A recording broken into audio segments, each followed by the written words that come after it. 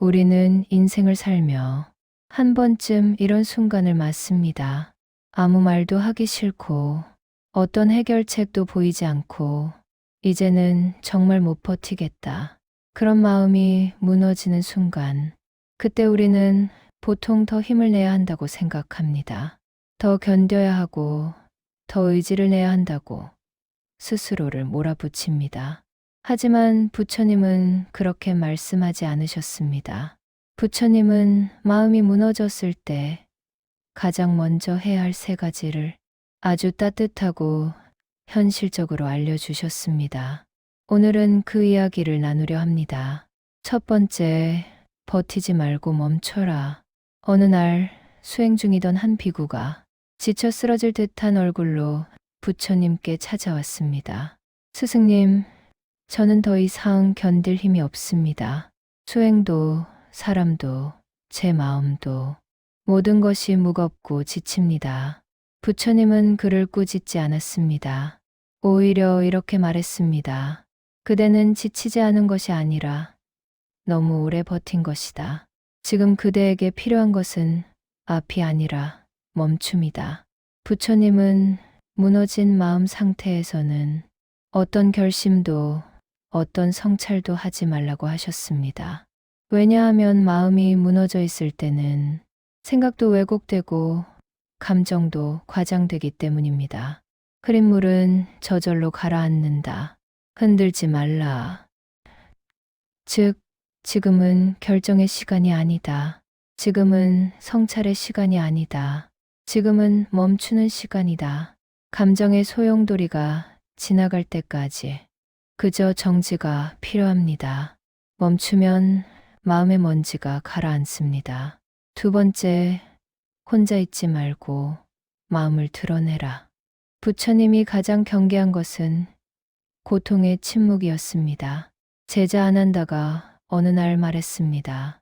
스승님, 제 마음이 괴로운데 말하지 않아도 괜찮습니다. 스스로 이겨내겠습니다. 그러자 부처님이 아주 단호하게 말씀하셨습니다. 가장 어두운 마음은 입을 닫을 때 자란다. 고통을 말하면 고통은 힘을 잃는다. 부처님은 우울, 절망, 두려움 속에 있는 제자들에게 반드시 누구에게든 마음을 털어놓으라고 하셨습니다. 혼자 고통을 끌어안으면 그 고통은 구조가 아니라 성이 됩니다. 돌려놓기도 어려워집니다. 부처님은 이렇게 덧붙였습니다. 혼자서 이겨내려는 마음은 강한 마음이 아니라 상처 입은 마음이다. 그래서 마음이 무너졌을 때 해야 할 두 번째는 누군가에게 말하기, 한 문장이라도 내 마음을 꺼내놓기, 혼자 싸우지 않기. 이것만으로도 고통의 고립이 깨지고 회복의 문이 열립니다. 세 번째, 아주 작은 하나를 회복하라. 부처님은 이렇게 말씀하셨습니다. 불은 큰 나무가 아닌 작은 불씨에서 다시 타오른다. 무너진 마음을 다시 일으키는 것도 거창한 변화가 아닙니다. 부처님은 지친 제자에게 이런 조언을 주셨습니다. 걷는 동안에는 걷는 마음만 보아라. 숨이 들어오고 나가는 것만 살펴라. 할 수 있는 것 하나만 하라. 즉, 지금 가능한 가장 작은 회복 하나를 찾으라는 것입니다. 산책 5분, 햇빛 3분, 따뜻한 물 1컵, 깊은 호흡 3번, 오늘 해야 할 일 1개만, 방 정리는 5분만, 누군가에게 메시지 1줄. 부처님은 말했습니다. 작은 것 하나가 살아나면 마음 전체가 다시 움직인다. 심리학에서도 이것을 마이크로 회복이라고 부릅니다.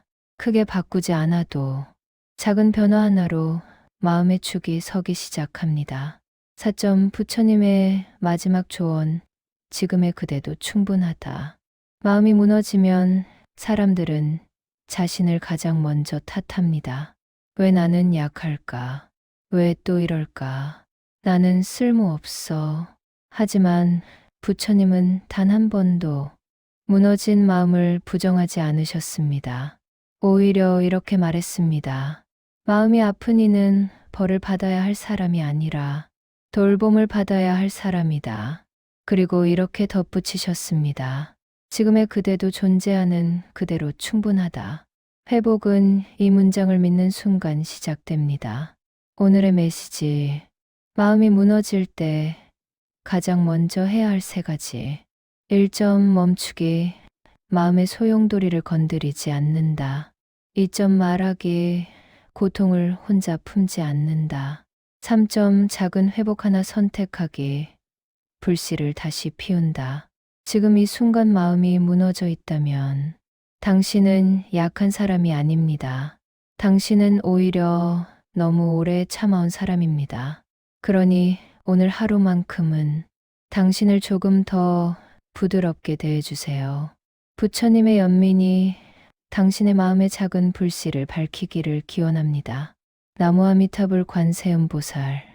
부처님의 말씀이 마음의 위로가 되었다면 구독과 좋아요 부탁드립니다.